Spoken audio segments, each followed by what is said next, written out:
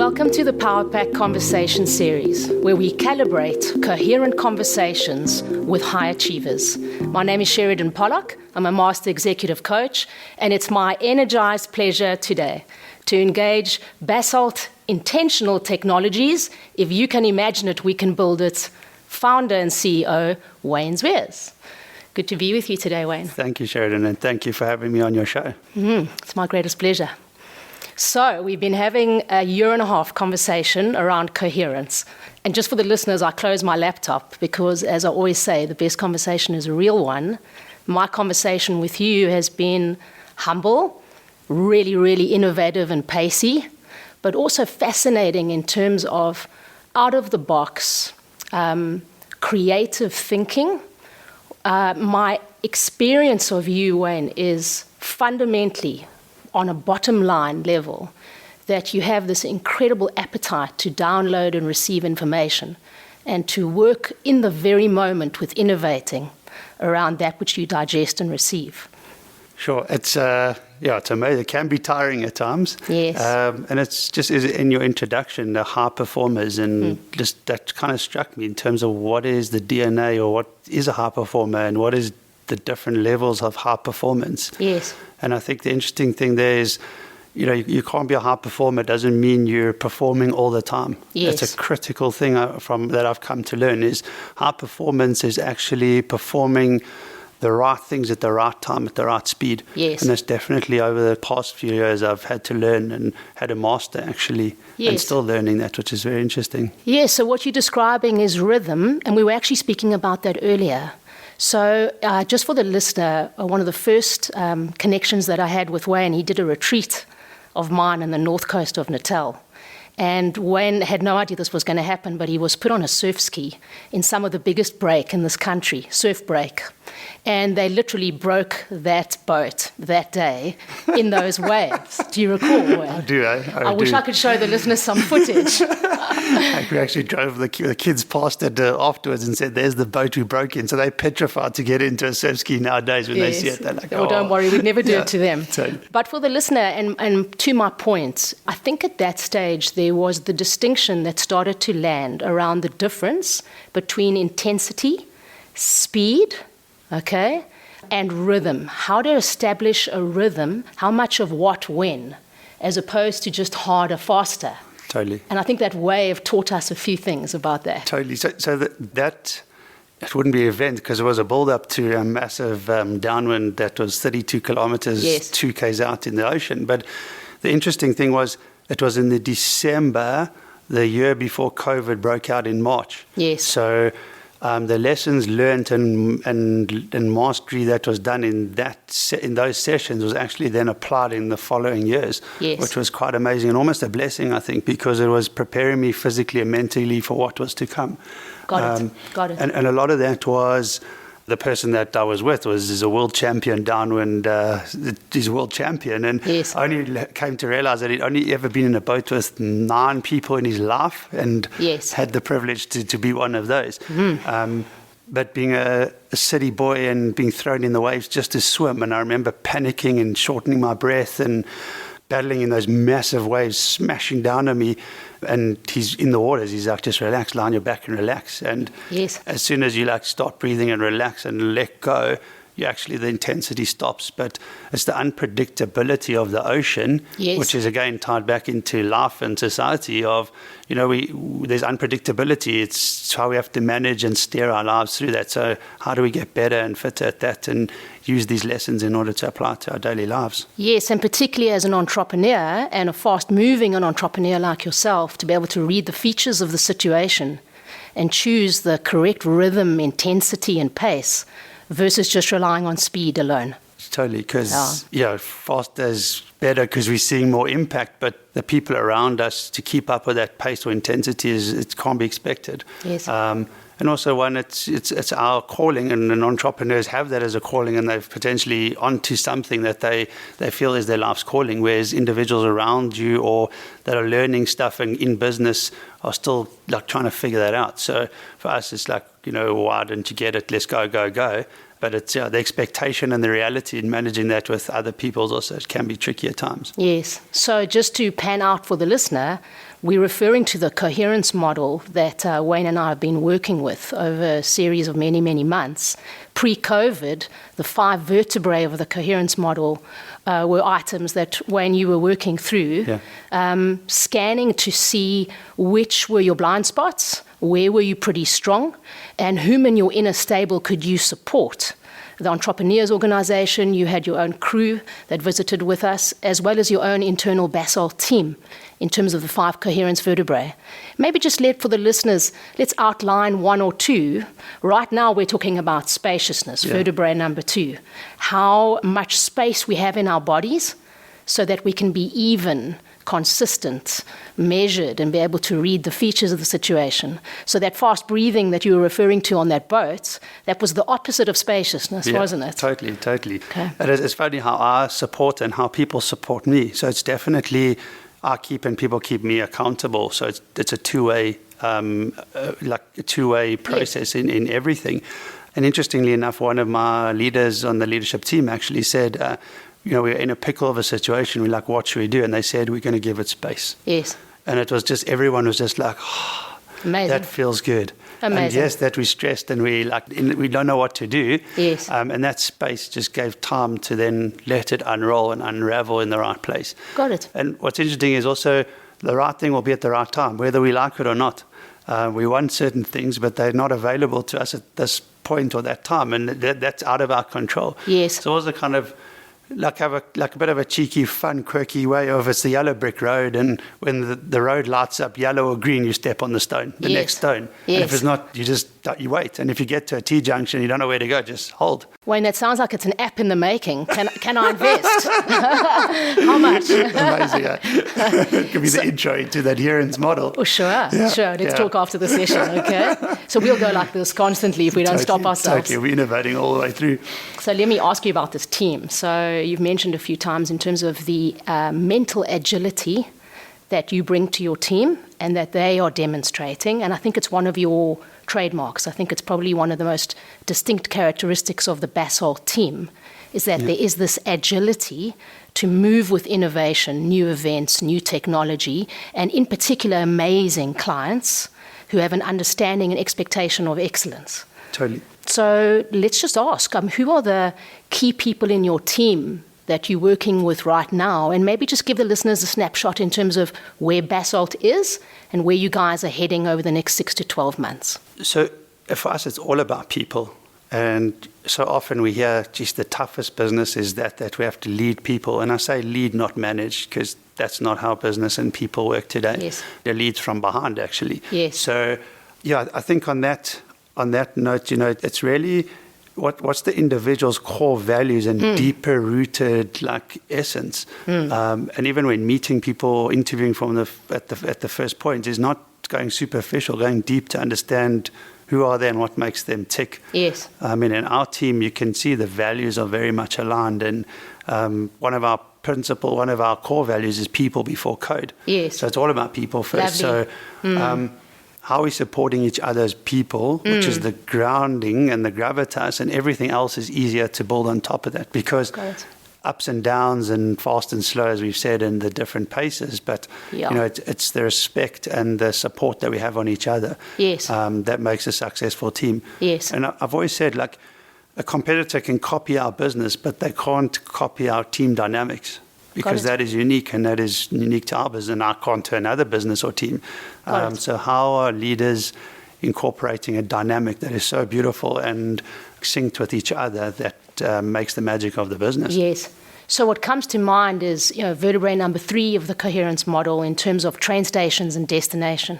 So what's going to be happening next, and where are you guys heading? I know you're expanding into Europe quite extensively. Some very exciting whispers that I'm hearing from you and others. Yeah. Maybe just share with us what's on the cards. So humbly, a lot of learning from me. learning from individuals who have done this, taken a business into a region, been successful, and then now looking at other territories. Yeah. And again, there's nuances around that are blind spots to anyone who hasn't done it. So learning, picking up, and having fun with it and playing, because it is great. I think it's very South African-ness of us to be that playful kind of, don't make it too serious, go into new regions and countries and see how we can disrupt and create new opportunities and learn as well. Yes. There's definitely a humbleness, but again, I think we need to be bolder as South Africans, because we've got such magic that we don't show us being so proud in that. Yes. Which is quite cool and awesome to explore and experiment with. I'm just grinning from ear to ear, because what the listener doesn't know is that ZWIERS is very, very intentional, as per your strapline. If you go to basalt.com, you are very intentional on making hay. Yeah. This I know about you, my friend. Totally. So when Wayne says that he wants to play and be playful and not be so serious and to be proud, he could pretty much add to that he's aggressively entering the UK market with some pretty nifty ideas on the table, right? Totally, and disrupting the financial sector and banking world. But also looking at one that is very progressive and established. The consumer understands the market very well and is actually the driver in that change, with looking at the solutions and financial applications and businesses there. But it's a great market to join into, and it's a mature market. Yes. But again, using South African knowledge, skills, and expertise, which are such value, and bridging the gap between that. Got it. Which is, as you say, very intentional. I say to bridge the gap. One of my core purposes and principles in life is to use technology to bridge the gap between the have and have-nots. Got it. Got it. Which resonates, I'm sure, with a lot of people. Yes. So, on that note, if we think of vertebrae number one in the coherence model being, what do I most want to feel and how does that really motivate me? I think you're speaking to something that's quite a deep hunger for you. So, visually, that answer is a person standing in a T-shirt with their hands up in the air on Times Square. Yes. And saying, I've achieved what I need to achieve. Yes. But it's not monetary at all. I say Times Square because that was just the lights, and it was quite busy and fun. Yes. And it's the feeling of what you would feel one day when you achieved, because it's not the day that you arrived that's the feeling. It's the combination of all the challenges, ups and downs that got one to there. Yes. But for me, with a lot of work and hard work, these things don't come easy. And I noticed you took a break. For me, it's freedom. Yes. And it's freedom to express my creativity through building solutions. Amazing. And it seems so simple and clear, but to get to that point has taken many years and a lot of grit and determination. Yes, there's two sides to this conversation. There's the idea of how I express myself in my life. That's the very reason we're here, is to actually express ourselves. Yeah. We're so outcomes-based in terms of what we need to do. I use the analogy of a tank to go from A to B. And then as you pan out to satellite, looking at the situation, start to realize, well, actually, if I'm not here to express myself, what am I actually here to do? Totally. So it's lovely that you mention that. But then on the other side of the fence, there's this administration, there's the delivery. Yeah. There's the logistics, there's the human capital aspect, there's the getting it over the line on a practical level as an entrepreneur, cutting his own cloth on a global stage. Yeah. So in my experience of you, I've watched you mature over the last year and a half in terms of finessing and creating more definition around how you manage your time, the deep work aspects, where your biggest leverage pieces are, and then how to increase your efficiencies to handle the day-to-day obligations of an entrepreneur. This has been a biggie for you. Totally. And sure, you can go. How much time do you have? That's a biggie. And I think it resonates with many people. And the reality is only going to get faster and bigger and for everyone, because the barriers to entry are lower. Information is freely flowing, and oftentimes, how do I plug my brain into technology so I can just download so we can just get the message and go on and move on? Because typing, as Elon says, your thumbs, we've got monkey thumbs. Using it, that's how fast we communicate, which is just not acceptable to the pace in which technologies are moving today. Yes. But I think also, listening to what you're saying now, an entrepreneur is not successful without a team. And it's not just your business team. You're talking about your kids, young and old, whatever age, your partner. Yes. And it's interesting because I was smiling when you're talking. It's like my amazing wife as well, when we went to London, it's like the question we had was, we're going to get there, we're going to see how we feel. Yes. So like it was just a feeling, and it was like just give it space, breathe in, and how does the city feel? Yes. It's not about the objective or the direction or what that is. And I remember even finishing a meeting 3 weeks ago and walking through Soho, and I was like, oh, this feels good. Yes. I feel the direction that needs to happen here. Yes. And it was much more clearer than having a written plan. And I think sometimes we get so distracted around the distraction that we actually forget to feel these things and ask the important questions like, wow, what is it for? What are we trying to achieve? Like, what impact are we trying to make? Yes. And again, since we started, the interesting thing was with that speed conversation was, you know, you're going to race and you're going to get to the end and you're going to win the race. But when you look around, who's going to be with you? Yes, and what state are you in? Yeah. What state do you land up in? And if I didn't make changes, you know, you want to have that. It's great to have freedom and time, but on your own is just not valuable. Yes. So, you know, how's that journey going to be shaped and mapped out to get to that finishing road that you cross it with everyone? Yes, so true to form, you've been really comprehensive, thorough, and quite diligent in your coherence journey. Vertebrae number 5, figuring out what enough is so you can celebrate along the way. Your very smart, very beautiful, and very driven wife, who I've had the pleasure of engaging with, and you, I've certainly noticed, have started to pause and take stock of how are we receiving? Are we in receptive mode? Are we downloading the moment? Is this enough? Or are we just on overdrive? Totally.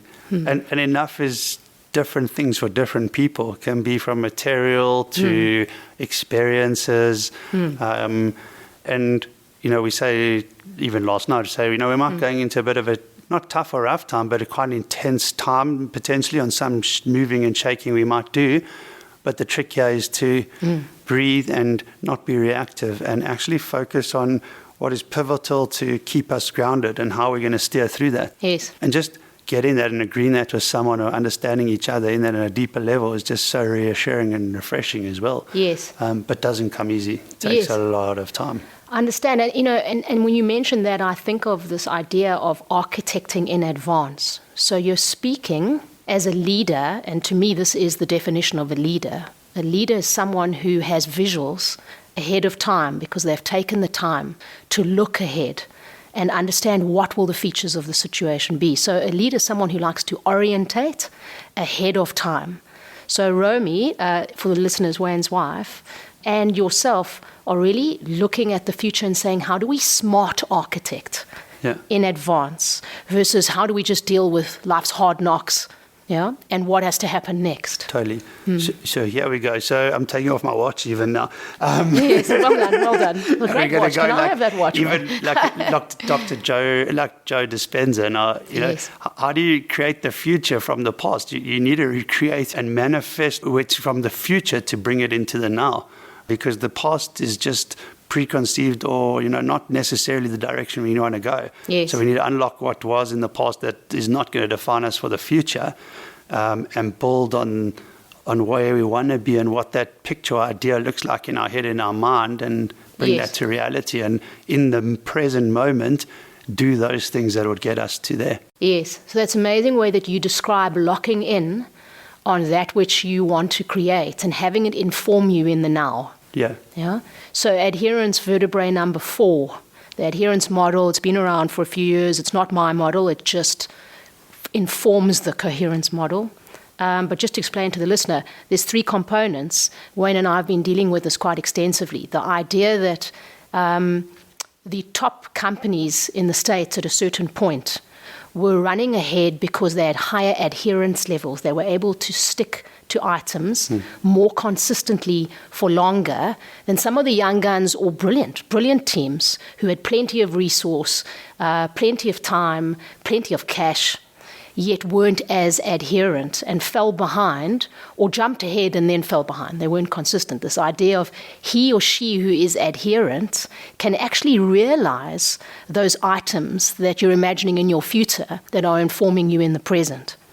So let me just ask, if you take one of your key skills that you've become more focused and more consistent around, in other words, more adherent, what might it be? That's a very good question. And I think compounding is just as critical as to that, because it's micro habits and micro changes that one makes that makes up the total. So I think so often we look at the bigger piece, and it's actually the smaller ones that give us the bigger results. Yes. And I mean, look at Warren Buffett. It was compounding through like 60 years that made him where he is. So it wasn't not emotionally charged or driven, because he would have sold many times when he shouldn't. He just stayed for the long game. Yes. Which is interesting. So, yeah, atomic habits, micro habits, compounding. These are very interesting things that are starting to come out on consistently doing the same thing or focusing on something that chips away at it, which gives a bigger net result. Yes. Let's give an example just to land it for the listener, okay? We take this idea of spaciousness, Wayne ZWIERS being more spacious versus constricted. And right now, Wayne's sitting back in his seat. And so he's actually actively engaging his spaciousness. He's like a great coat hanger. He's got now more oxygen in his lungs. His spine is straight. His shoulders are back. He can think better, okay? So the skill, the competency of becoming spacious, we could say that's a hard skill out there, okay? That's a real valuable skill. So for the listener, if we score Wayne out of 10, right now he's on a podcast, but I don't think he's too fussed, and I think he has performance anxiety. He's pretty relaxed. So let's just say he's a 9 out of 10 for spaciousness. Is that about accurate, Wayne? Yeah. Okay. So now the way this adherence model works is to say, out of 10, how focused is Wayne on his spaciousness? And out of 10, let's score him, how consistent is he with his spaciousness? And then we take these 3 scores and we times them by each other. So that's the compounded that you're referring to, right? Totally.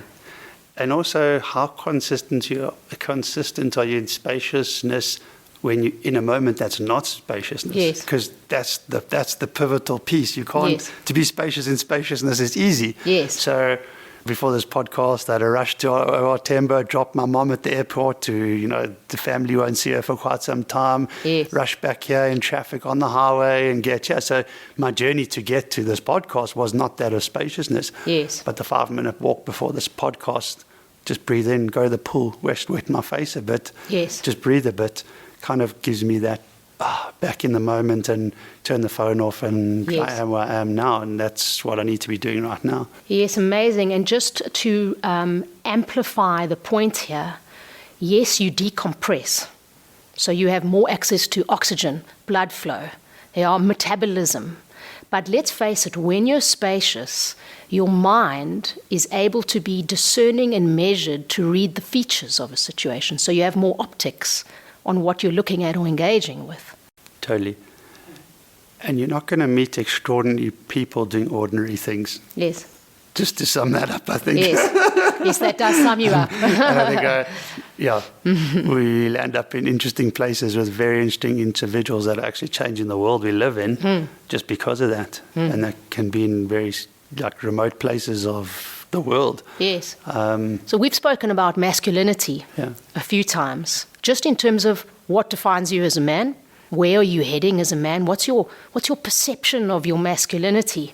And I know that you engage with some interesting characters all over the world in terms of your business. And I also know that you've started to experience another through their spaciousness. Totally. And I think, we're going quite deep here, and there's a good learning that I've gone through and maybe others would learn from as well is, the masculinity was not where I needed to have been. And I think it's probably on upbringing or how we all have different psychologies of where we come from, what time or decade we're born in, what families, what country. And one of those was not being forward and open for asking what I want. Yes. So just being direct and saying, I want this, I need that. Can anyone bring that to the table or not? And, that was not easy for me at all. But since I've got comfortable with the uncomfortableness of doing it, it's been quite enjoyable and a lot of traction as well. Yes. Because, it's just clear and direct to what one looks for. Lovely. So you're describing getting comfortable with discomfort. Yeah, absolutely. Totally. And we often in our coaching sessions have spoken about being clear versus being cautious or kind first. And often people look at me with a slight frown because kindness should always come first. But actually clarity is the ultimate act of kindness, isn't it? Totally. And it gets harder in the deeper relationships with partners, wives, husbands, because that's where we compromise as well, which is quite interesting and coming up for me at the moment a lot, is when you compromise, you're not doing yourself or anyone else any justice, because the outcome is actually far worse. Yes. Because you compensate when you compromise. Yes. Where sometimes just upsetting someone is saying how it is or what needs to be is just what needs to happen. Yes. But it's not many people can do that, and do that clearly and gracefully, I think, as well, is important. Yes, so grace and clarity. Before this podcast, we were actually dialoguing around your leadership style and how it's upgraded. And one of the distinctions, one of the features of the upgrade has been the clarity with which you lead and what that means to you and others. Yeah, totally. And the exciting thing around that is the clarity of the long-term outcome of a journey. Yes. So I sat with my financial director and said, like, this is what I want to achieve, and this is what I'm thinking or seeing in coming 5 years. What does that look like, feel like to you? Where do you sit in that? How does it work? And he said, yeah, that's where he's. We kind of agreed on what that would be. Yes. And then I said, you do realize along the journey we're going to disagree and we're not going to see eye to eye on certain things. But if we understand what that end road was, or train station, as you said earlier, yes, we'll just agree to compromise or not agree on certain things because we know we want the same outcome. Yes. But that's also a beautiful thing for marriage or for a relationship as well. Yes. Because sometimes I've heard people say, I moved to this country for my children. Yes.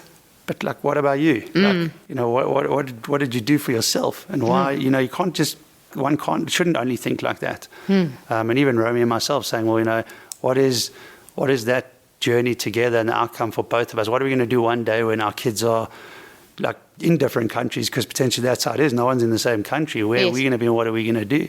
Yes. And I think not having that plan or that intention together can make it quite grey and like sticky along the journey, because you haven't agreed the potential outcome of what you want to land together. Yes. So it's interesting, and you're speaking about going forward to understand the alignment and then seeing how can we be coherent together in reaching that alignment piece. How do we navigate down these tracks through these train stations to get to that destination? And being clear is a huge contribution to that conversation. Because if you're not scared to be clear, you can understand what you're dealing with. Totally. Yeah. And different people are going at different paces at different times. So no one's ever going to sail in the same direction at the same speed at the same time. Yes. You just have to know where everyone is at what stage and then understand that and appreciate it as well without judgment. Yes, but this is where you're quite agile, Wayne. So just for the listener, Wayne is an incredibly mentally, emotionally agile human being. And I think in your industry, it's a massive advantage, because it's unlike you to get stuck in a corner in a limited narrative. You would almost challenge yourself to try think out of the box and see if you're stuck in a box in the first place. Totally. In fact, to the point where I think you actually enjoy looking at life from that place. Yeah. It's one of the things I've been like vacillating leading up to this podcast. Is when your back is up against the wall, what do you do? And it's always up against the wall for like a year or 2 or even 3 years.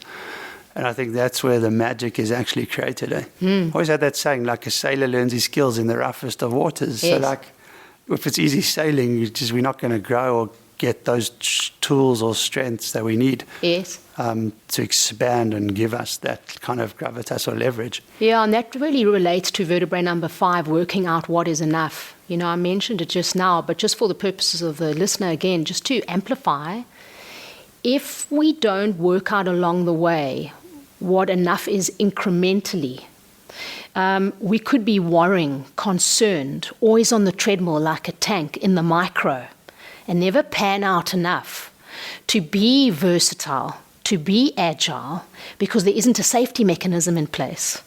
Whereas if we start to create alignment pieces and work out what enough is along the way, 6 months, 12 months, 18 months, we've got a bit of security, don't we, in terms of a container. Totally.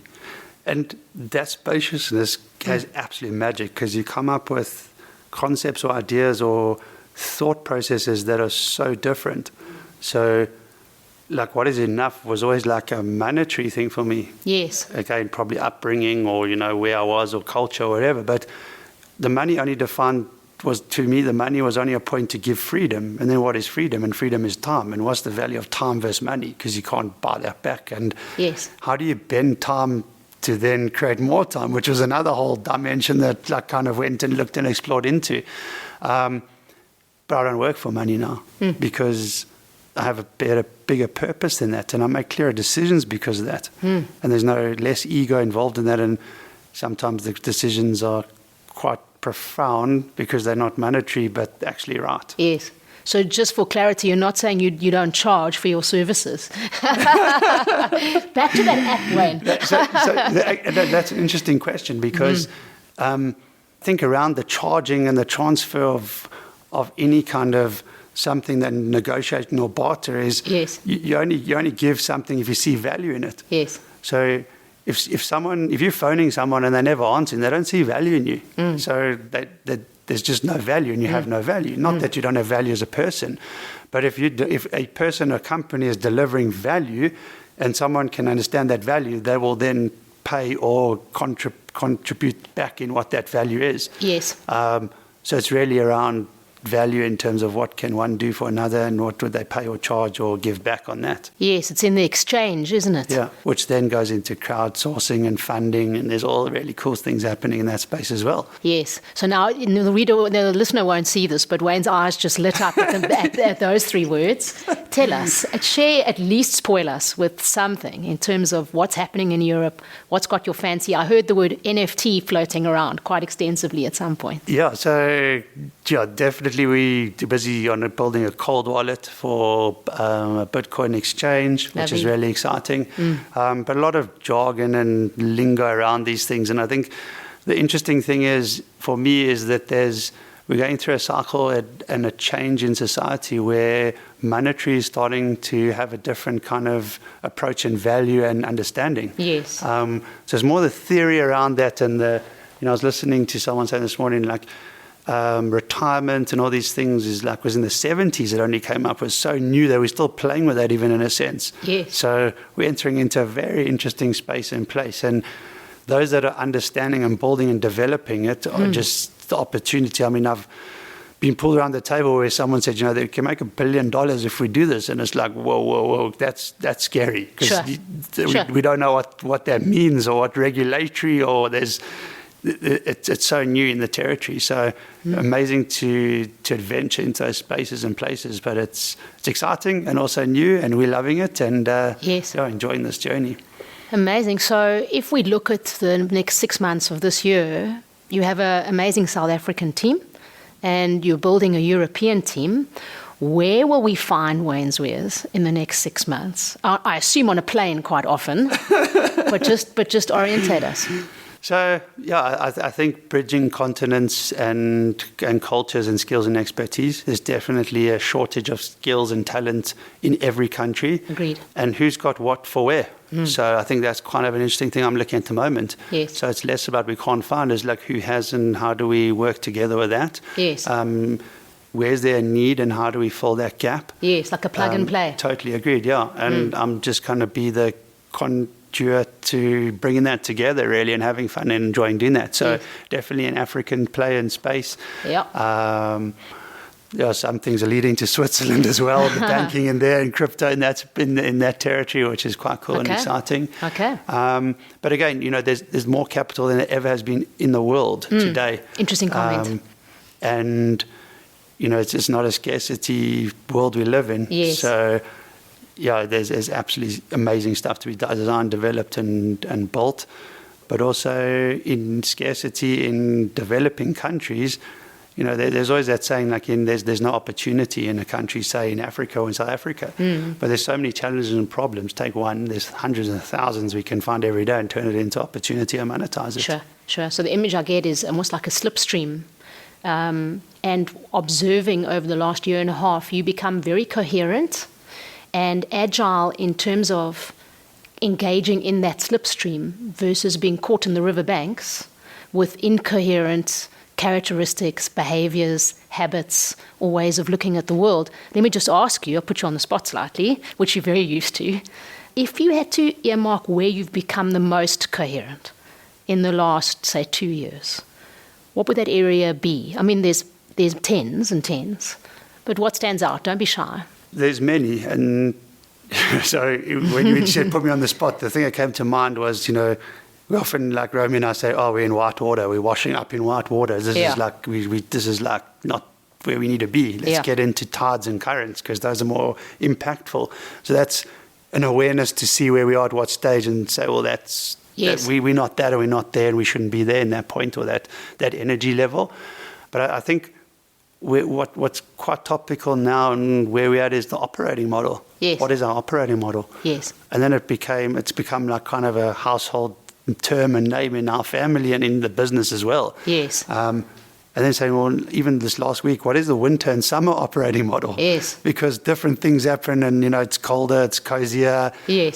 Summer's more expansion, it's more outdoor. So, what is that operating model? And seeing with family and many people moving and traveling different continents and settling in different places. Yes. We are the same people we are, whether we live in Europe or in South Africa. Yes. But the only way to upgrade or change that is to change the person who we are. Yes.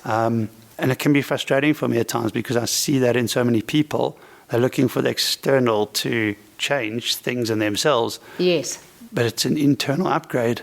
But even just to explain that is very hard at times. So you're describing deep currents, deep waters versus whitewash. No. In other words, the whitewash being the frenetic, the disorientated, the split thinking, split attention. And then very much as an operating model, having a framework, a matrix that you're designing your life, your domestic and professional life in accordance with. Totally. Very much like a satellite, being able to look at the situation from above and say, how do we want it to be? Not just how is it or what's predictable, but how can we influence and architect this? Totally. And that even starts with the family's values. So what is one's family's values? Yes. So when you've got two beautiful kids who are very energetic, what would you say their key value is at this point? Sure. I think there's just zest for life and just enjoying life's great moments.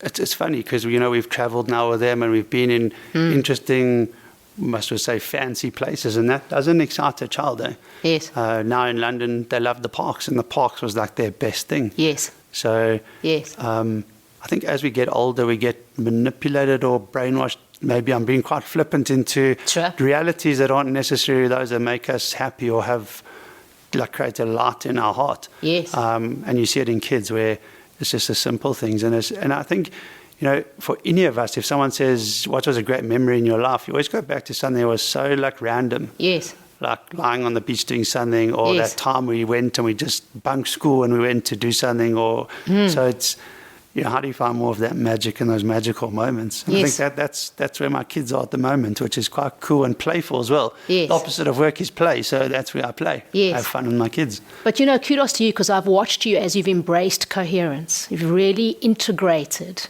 your competence around coherence. I've watched you assess your role as a dad, and in line with increasing your spaciousness, I've watched you practice coming into the present moment. We've had many conversations around choosing one quality that you want to center yourself around with each child, so that you actually deliver something of meaning versus these random events strung together in this thing called time. I remember the conversation we had on the beach around what one quality would you choose for each child for the next year, and then how does that play out if you just focus on that as a presencing piece within spaciousness. Sure. And that's a beautiful thing, because that was achieved because our kids coming from Johannesburg, city kids, their preferential was only a 20 degree, and having to expand that to a 360. So I think the way one can illustrate that is, if you put a kid on the beach, as we discussed, they sit and go, well, I need an iPad, I need a phone, where that's the kind of narrowed kind of perception of a child's development, where they look around and they see a rock and a twig and they pick it up, and then they're chasing each other and running on the rocks and in the water. Yes. That's kind of the 360 piece. And we were in that narrowed piece, and we're with our kids in that 360, and it's just so beautiful to watch and see. And they don't have iPads or phones. It's not their modus operandus, and It's not their need, because they actually know how to have fun with other stuff and other things. And Yes. you see that when they're with other kids and in cities like New York, London city style. Yes. They can express, and they don't need stuff to make them happy. And I think what you also demonstrate is versatility. So you can get in and get out. Yeah. And that's something I've seen in terms of the way you handle yourself, your teams, your approach to your future, within the lens of being more coherent, being versatile around engaging an item and then pulling out of it, engaging in another. So being definitive versus blurred lines. So iPad now, 1 hour finished. Yeah. Beach now, 3 hours. Beach Go finished. Yeah. Yes. Exactly, yeah. Oh, lovely. And I think, that was something that I always thought I was all over the show and so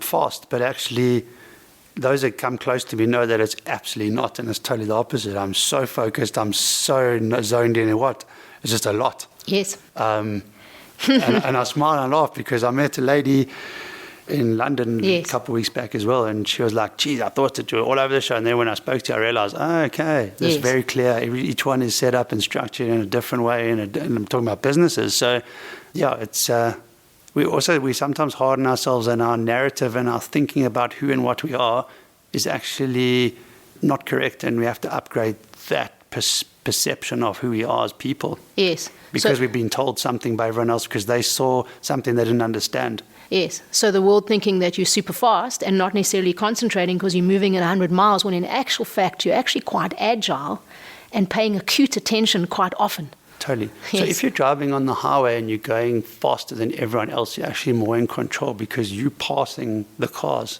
Wayne, I don't think we should take that theory into Natal, where I come from. But it's just interesting to see the slower you are, people are coming past you can't see who's coming behind and where they're going. So it's, but obviously every horses for courses. I hear you. Have you seen the potholes recently? I'm just teasing.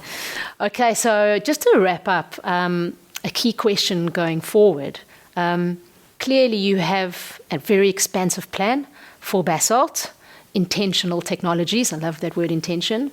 So out there in the market, if you're a South African in 2022, what problem or challenge or requirement would Basalt typically solve for a key South African company at the moment? So our strategy is actually simple. Our strategy is in execution. Yes. So getting it done on time, every time, all the time. Yes. And I think there's not many people or places that can get shit done. Right. So that's really like what our strategy is right now. Yes. And our credibility is built on that. Yes. But underlying that is the type of people we are and who we are. Yes. We pitched on a massive insurer. Okay. And they awarded a supplier, and then they fired them because after meeting I said, these are the type of people we want to work with. Yes. It's the personal, and we say we're not professional, we're personable. And we disrupt, but also how we are and how we operate and how we think. Yes. And I think corporates are appreciating that, and will appreciate a lot more of that in the future. Yes. Which is, it's really exciting, and we're having fun doing that as well. So actual succinct service delivery. Yeah. Got it. Intentional. Okay. So thank you for your time. As always, good to engage with you. I'm really looking forward to seeing what your coherence, your marked increase in your coherence over the last year and a half, opens up for you as you enter the global stage.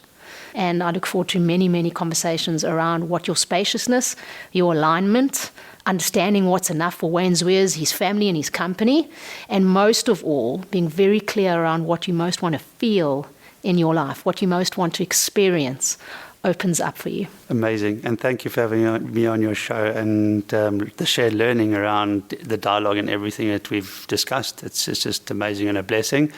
And it'll be really cool to see 5 years forward to listen to the show again and see where everyone's at and where everyone's still heading and how relevant and real that actually is or was. Agreed.